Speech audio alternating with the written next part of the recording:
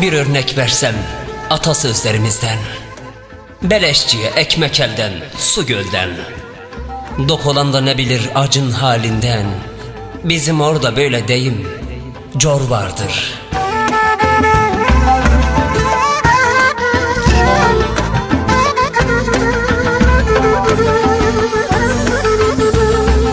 Abdestsiz hocaya namaz mı dayanır? Gülü sevenle diken ile katlanır. Yavuz hırhız ev sahibini bastırır. Bizim orada böyle deyim, cor vardır.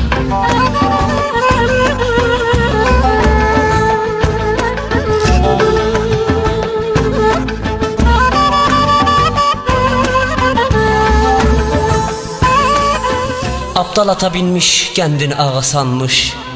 Deli söylemiş de akıllı inanmış. Baktın ki bir iş hemen oradan sıvış.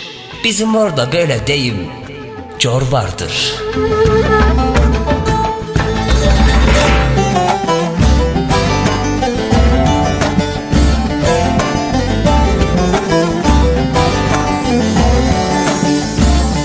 Düğüne giden oynar, ölüye giden ağlar.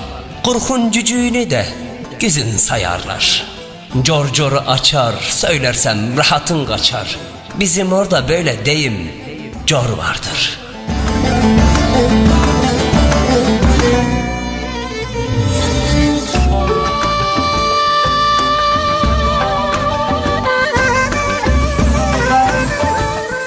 Gaz gelecek yerden tavuk esirgenmez. Gök gürlemezse kul Allah Allah demez. Delinin ipiyle kuya inilmez. Bizim orada böyle deyim, cor vardır.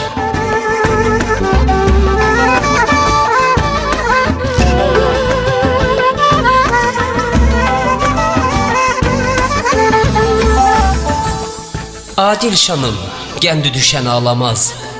Bir de derler düşenin dostu olmaz. Yalan dünya Sultan Süleyman'a kalmaz. Bizim orada böyle deyim, cor vardır. Cor vardır.